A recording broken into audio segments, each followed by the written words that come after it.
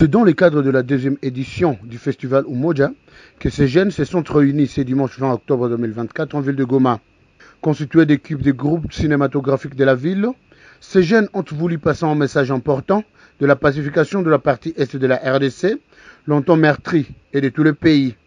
Ils ont voulu exprimer leur ras-le-bol à la face du monde face au massacre perpétré à l'est de la RDC.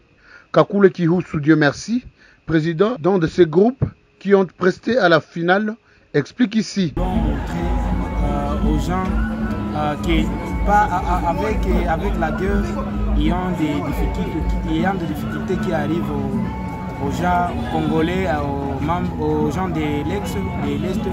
Comme ça aussi, nous voulons montrer comment avec la guerre, il y a des gens qui souffrent. Avec la guerre, il y a des gens qui restent orphelins.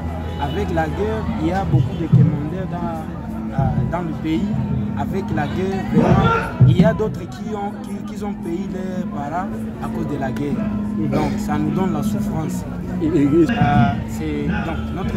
notre scène intitulée Silence aux arts. Silence aux arts. Et vous pensez que votre message, celui qui peut regarder votre pièce, peut comprendre l'essence de votre message? Oui, nous voulons montrer aux gens donc nous voulons montrer le silence aux armes. Qu'est-ce qui est avec les armes, qu'est-ce que je voulais dire? Avec les armes, il y a des insécurités. Avec les armes, donc il y a des choses qui ne vont pas bien dans le pays. Alors ça, nous voulons montrer.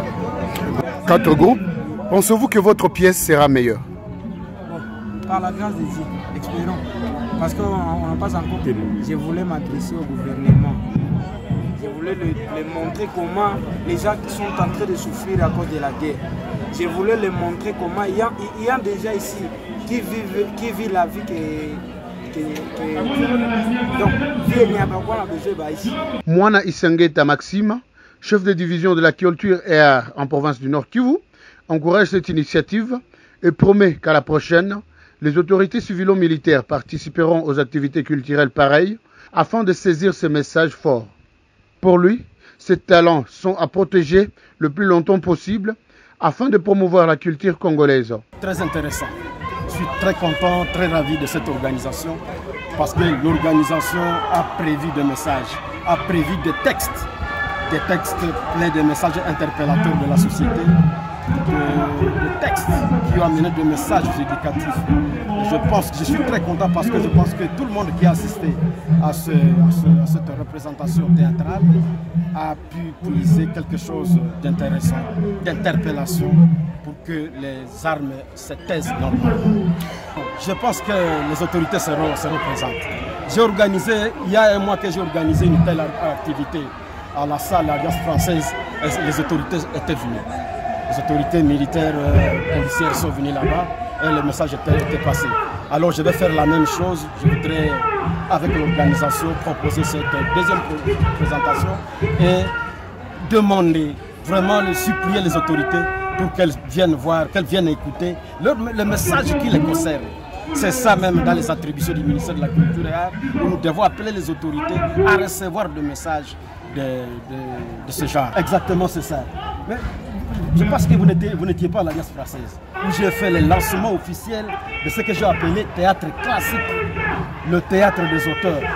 Et nous avons déjà fait le lancement et je pense que ça va continuer. Parce que voyez-vous, déjà le 27 mars de l'année prochaine, à l'occasion de la Journée internationale du théâtre, il y aura aussi d'autres théâtres classiques où nous allons interpeller les gens à venir.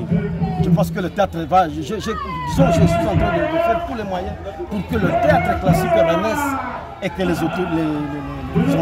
gens s'intéressent encore de plus en plus à ce théâtre-là, qui est plein de messages, qui est plein de l'éducation, qui interpelle vraiment tout le monde à faire mieux qu'avant. Cette deuxième édition du festival Umoja, réunissant plusieurs artistes de la ville de Goma, avec comme thème « Faisons taire les armes ».